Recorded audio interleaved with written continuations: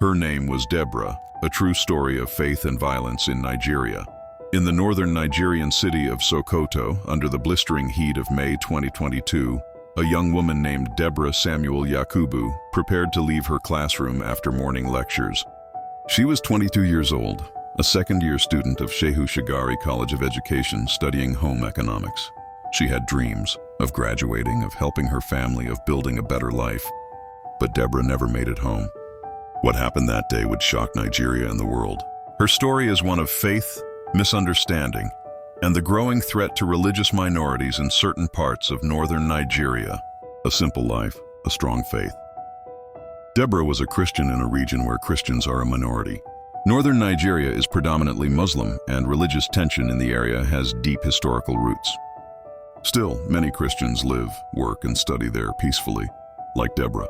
She was known for her boldness in faith, frequently sharing her Christian beliefs in school discussions and among her classmates. Her family described her as a devout believer, prayerful, outspoken, and kind-hearted. She didn't seek conflict, but in northern Nigeria, sometimes simply being openly Christian can be controversial.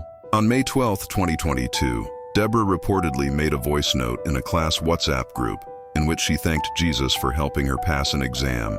Some classmates accused her of using blasphemous language in reference to the Prophet Muhammad. Others argued that she had violated a local religious norm, even though the group was meant for academic discussion. Within hours, a mob began to gather. Word spread across campus that someone had committed blasphemy, a charge that, while not officially punishable by death under Nigerian law, can still incite vigilante violence in the region. College security tried to hide Deborah in a room for her protection, but the mob, now chanting and armed with sticks, stones, and gasoline, overpowered the guards. Deborah was dragged outside, beaten, and burned alive by her fellow students. Videos of the brutal attack surfaced online, sparking outrage and sorrow across Nigeria and globally. In the aftermath, 2 men were arrested but were later released on bail, sparking protests and concerns about impunity. The governor of Sokoto State imposed a curfew to prevent further violence, but tensions simmered. Some religious leaders condemned the act, while others remained silent or ambiguous. Deborah's parents, heartbroken and afraid, declined to pursue a high-profile legal battle. They feared for their safety. Her father, Garba Emmanuel, a security guard, buried his daughter quietly in Tunga Magajia, their hometown in Niger State.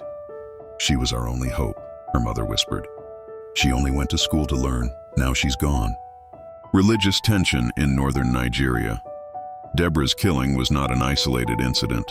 It highlighted a growing pattern of intolerance and religious extremism in parts of northern Nigeria. While Nigeria's constitution guarantees freedom of religion, the reality on the ground can be starkly different. 12 northern states operate under Sharia law alongside Nigeria's federal legal system. While not applied to Christians by law, social pressure and mob justice often ignore legal boundaries. Accusations of blasphemy, often vague and unsubstantiated, can result in swift, lethal violence without trial. In recent years, Christian communities in northern Nigeria have faced increasing threats from extremist groups, militant herdsmen, and sometimes even neighbors. A symbol of modern martyrdom. Deborah has become a symbol of modern-day persecution, a young woman who dared to express her faith in an environment where doing so was dangerous.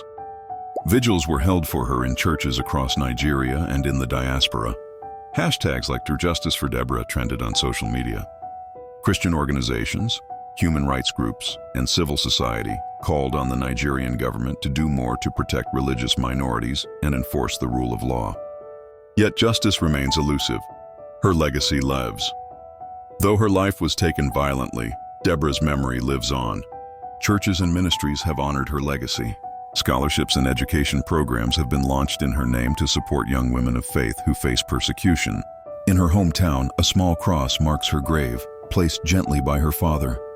It bears her name and the verse she loved, "For I am not ashamed of the gospel, for it is the power of God unto salvation." Romans 1:16, a story that must be told. Deborah's story is heartbreaking, but it is also a warning and a call to action.